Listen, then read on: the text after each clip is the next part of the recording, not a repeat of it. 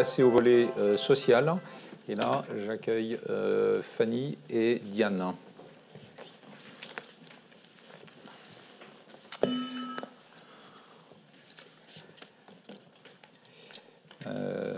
Ainsi que Claire également, puisque Claire s'est beaucoup investie sur les sujets en matière sociale dans le contexte de l'ANC.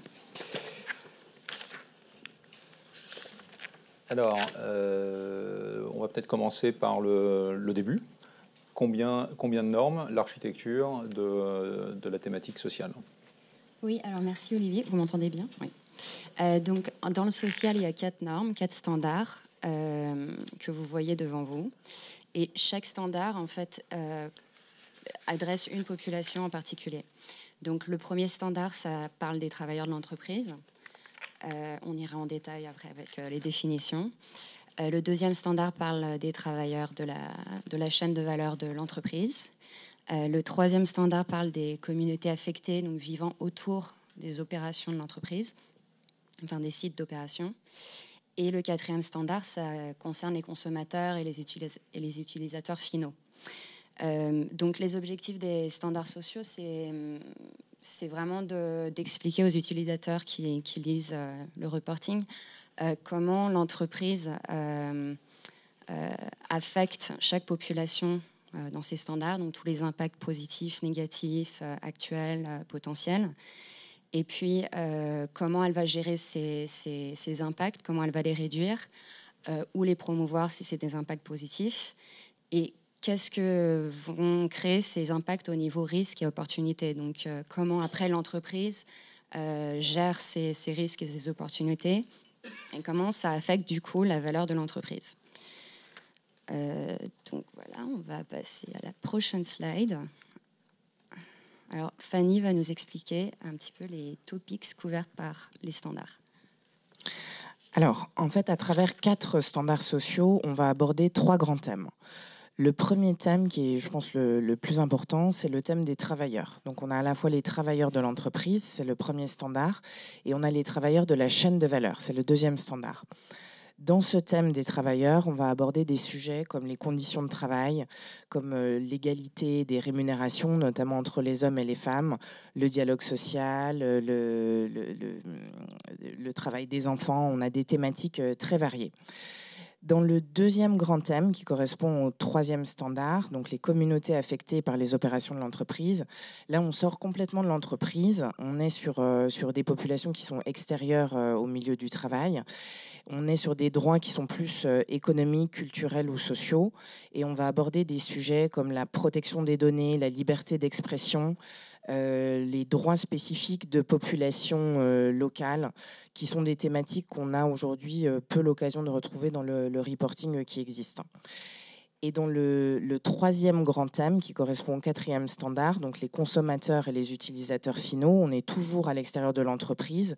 On est sur des thématiques comme la protection des données, la sécurité des personnes, la protection des enfants, les principes de non-discrimination, d'égalité d'accès aux produits et aux services. Donc des thématiques à chaque fois très différentes. Dans le slide suivant, on va revenir sur les définitions de chaque population qui est concernée par les 4 standards. Donc, dans le premier standard, les travailleurs de l'entreprise, on est sur une définition qui est complètement innovante en France, puisque aujourd'hui, le droit du travail ou la gestion des ressources humaines ne comprend pas cette dimension des travailleurs de l'entreprise. On sait ce que c'est qu'un salarié de l'entreprise, quelqu'un qui a un contrat de travail, mais un travailleur, c'est une dimension qui est plus large. C'est à la fois les salariés de l'entreprise, donc qui ont un CDI ou un CDD, mais c'est également les travailleurs indépendants ou les intérimaires. Donc il va falloir s'approprier cette dimension de travailleurs de l'entreprise, puisqu'elle devra être traitée comme une seule et même population, pour lequel on va attendre le même niveau de détail de reporting, alors qu'aujourd'hui, on est sur 3 populations qui sont très différentes et qui ne sont pas toutes sur le fichier du personnel de l'entreprise, ce qui ne va pas s'en poser problème pour collecter les informations demandées. Sur le deuxième standard, donc les travailleurs de la chaîne de valeur, là, on est sur une définition donc, de travailleurs qui sont complètement extérieurs à l'entreprise, qu'on va retrouver en amont, en aval de la chaîne de valeur. On a par exemple les travailleurs, à titre d'exemple, hein, d'une société minière qui vont procéder à l'extraction des matières premières qui seront utilisées par l'entreprise qui effectue le reporting. En aval, on aura par exemple les travailleurs des distributeurs des produits qui sont fabriqués par l'entreprise. On va retrouver aussi tous les prestataires de services. Donc c'est là où qu'on va traiter, à titre d'exemple, les travailleurs sur des services de sécurité ou de propreté quand ce sont des services qui sont externalisés. Le troisième standard, donc, qui concerne les communautés affectées par les opérations de l'entreprise. Là, on est sur les populations qui vivent aux alentours des sites de l'entreprise. Donc, on peut penser, à titre d'exemple, que les riverains d'une rivière qui serait polluée par les activités de l'entreprise pourraient constituer une communauté affectée. Et enfin, sur les consommateurs et les utilisateurs finaux, qui sont la population du 4e standard, on est sur une définition qui est très liée à une dimension de sécurité, puisqu'on parle des produits qui sont dangereux, on parle des consommateurs et des utilisateurs finaux qui sont particulièrement vulnérables, comme par exemple les enfants. Merci Fanny. Donc, dans la prochaine slide, on vous a mis pas mal d'exemples. On va vous en citer 2. C'est pour vous expliquer un petit peu c'est quoi un impact social, comment ça crée un risque, une opportunité. Donc, le premier que vous voyez en gras, donc, ça c'était un exemple d'un risque. Donc, quand une entreprise discrimine au niveau de l'embauche ou de la promotion contre les femmes, donc un impact négatif sur une population, ça réduit son accès à une main-d'œuvre qualifiée et ça peut impacter sa réputation. Donc ça, c'est le risque. À l'inverse, si on regarde le dernier exemple, quand les consommateurs, par exemple, font confiance à des produits ou des services, donc c'est un impact positif, ça peut ramener des bénéfices à long terme. Donc, par exemple, plus de clientèle parce que c'est une boîte appréciée. Donc ça, c'est une opportunité. Ensuite, on vous avait inclus un petit executive summary, voilà, avec nos remarques principales sur les standards sociaux. Donc, en tout, il faut comprendre qu'il y a 44 DR, donc Disclosure Requirements. Il y en a, les 26 premières sont dans S1. Donc, c'est pas parce que S2, S3, S4, il y en a que 6 par standard, c'est pas parce qu'il y en aura moins, c'est juste que les métriques vont venir plus tard cet été, ils sont en train de développer ça. Donc là, en fait, dans les standards sociaux, vous avez les 6 premières DR qui sont toutes les mêmes, ça change juste de population. Et après, dans S1, on a 20 mesures de performance pour les DR. Un deuxième point qu'on voulait noter, c'est qu'il n'y a pas de template, enfin il n'y en a que 2 dans S1, contrairement à l'environnement qui en a beaucoup plus. Encore une fois, on parle de sujets vachement qualitatifs, donc c'est un peu plus difficile de faire des templates et des metrics. Ensuite, on en a abordé un petit peu le sujet avec Anne, mais le principe de matérialité va être difficile pour les sujets sociaux parce que c'est difficile en fait de prouver qu'un sujet n'est pas matériel, un sujet social. Par exemple, l'égalité des salaires, je ne sais pas comment on peut dire que c'est pas matériel. Voilà. Et enfin, juste pour vous dire que bien sûr, les standards sociaux ont été faits en accord avec tous les textes de loi européens et internationaux, style les UN Guiding Principles, etc. Donc, comme ça, c'est vraiment censé être en accord avec déjà ces textes. Alors, quelle est la structure des standards? On va vous montrer les 6 premières. Donc ça, les 6 premières, c'est les mêmes pour les 4 standards. Encore une fois, il y a juste la population qui change. On va voir en détail, enfin, vite fait, chaque DR. Voilà, donc les 6 DR. La première, c'est sur les politiques de l'entreprise. La deuxième, c'est sur les processus de dialogue. La troisième, c'est les canaux de dénonciation. La quatrième, c'est les objectifs. La cinquième, c'est les actions. Et la sixième, c'est comment gérer les risques et les opportunités. Donc, on va passer à la première. Donc voilà, donc la première DR, c'est sur toutes les politiques de l'entreprise. Donc c'est tout ce qui est code de conduite, notes de service, etc. Ce qui est important à retenir ici, c'est qu'il faut donner un sommaire de toutes les politiques de l'entreprise.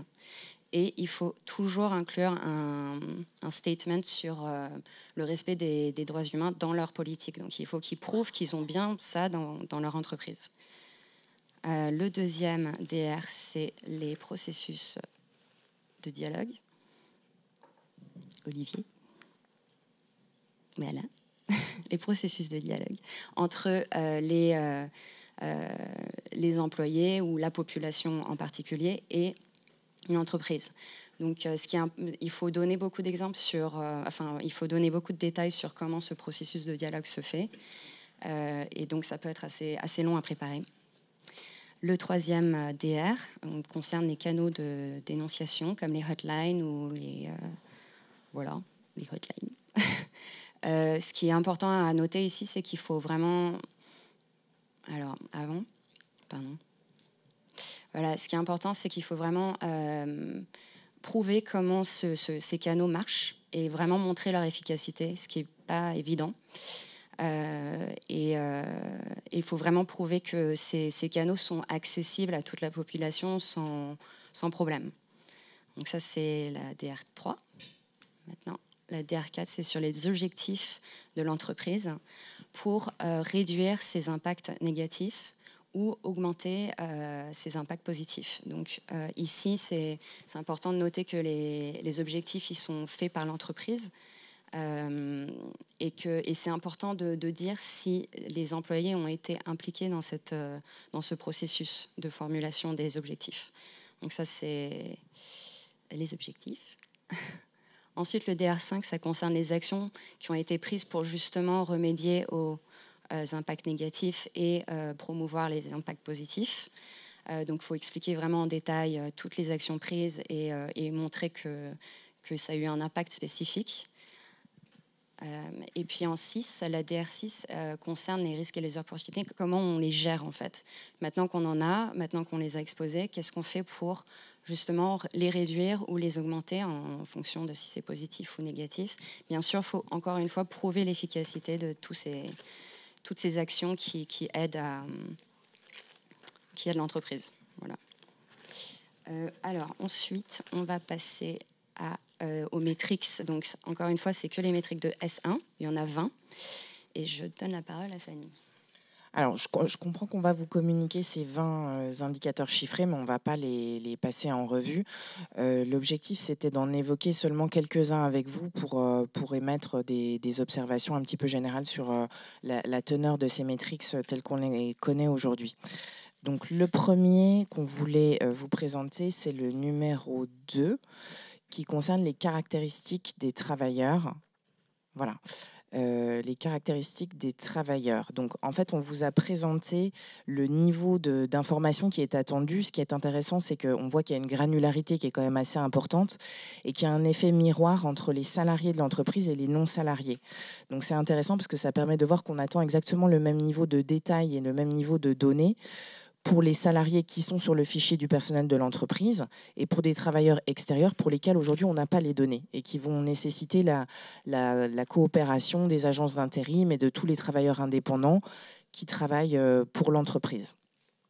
Le deuxième indicateur qu'on voulait évoquer avec vous, c'est le numéro 9. Donc c'est sur l'éligibilité à la sécurité sociale. Là, on a pris celui-là en exemple pour vous montrer à quel point, parfois, dans la mesure où on est dans une logique européenne, on a des critères qui ne font pas vraiment sens, qui ne sont pas vraiment pertinents en France. Typiquement, l'éligibilité à la sécurité sociale, c'est quelque chose qui n'est pas un sujet en France. Là, ce qu'on doit indiquer, c'est le pourcentage de salariés qui sont éligibles à la sécurité sociale. En France, tout le monde bénéficie de la sécurité sociale, donc on sera sur du 100% de manière systématique. Donc on n'est pas du tout sur un critère qui est représentatif en France. L'indicateur suivant, le numéro 10, qui est sur les écarts de rémunération entre les hommes et les femmes. Donc là, pour le coup, c'est la problématique inverse. C'est quelque chose qui est très pertinent en France, qui existe déjà, qui fait l'objet de toute une législation, le calcul de l'index d'égalité des rémunérations entre les hommes et les femmes, qui concerne déjà toutes les entreprises de plus de 50 salariés, qui existent depuis 3 ans, qui résulte d'un calcul assez complexe avec une sous-division par classification de salariés, par tranche d'âge.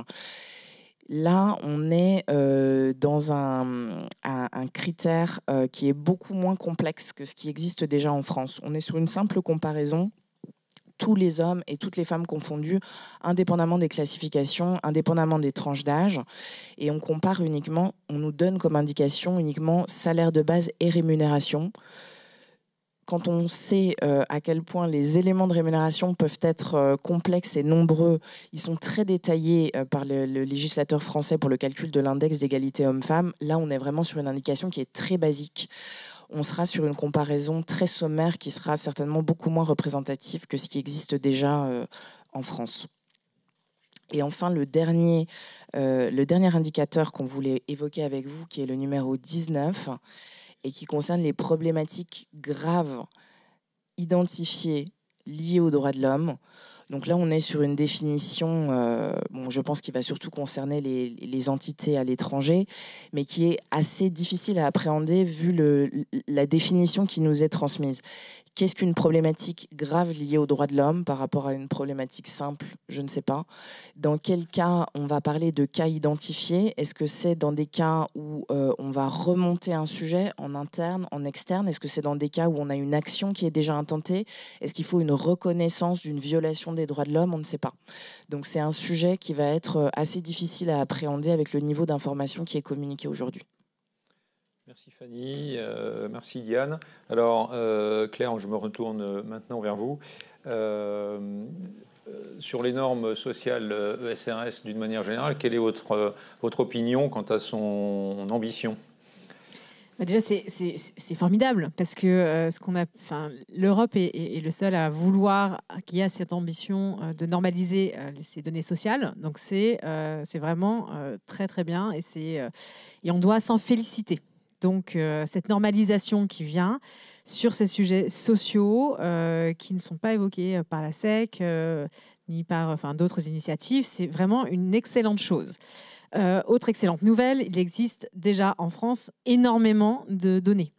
Donc, pour le périmètre de vos clients, c'est quelque chose qui est déjà assez mature, en fait. Après, ceci dit, par rapport à ce qui est mis dans les normes sociales, ce qu'on a pu voir, c'est qu'il y avait finalement que sur les métriques quantitatives, il y en avait finalement assez peu.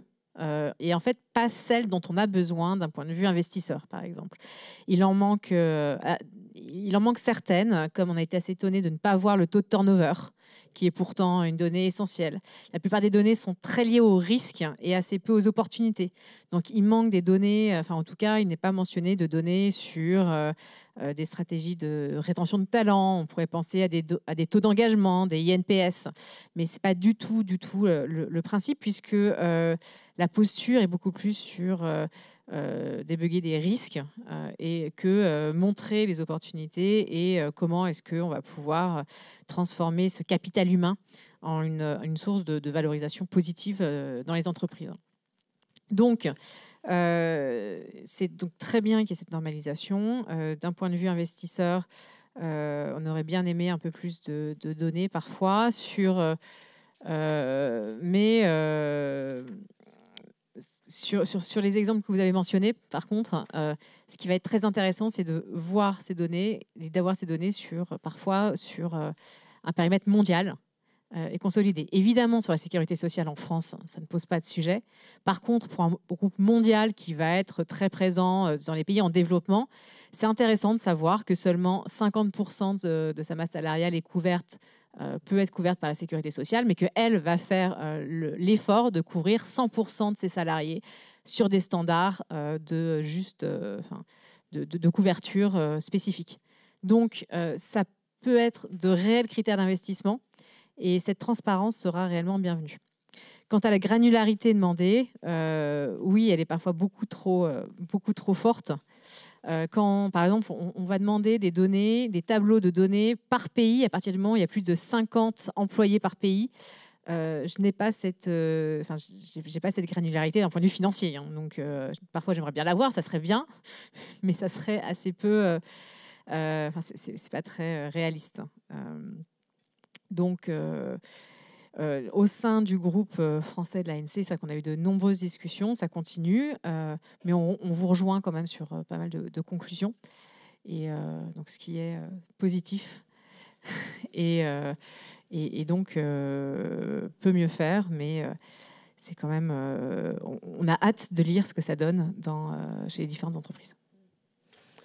Et puis ensuite, la question, c'est de savoir ce qu'on peut proposer comme alternative, parce que effectivement, c'est extrêmement volumineux. On a des disparités, en particulier de lois, de législation, etc. Comment est-ce qu'on fait pour agréger tout ça?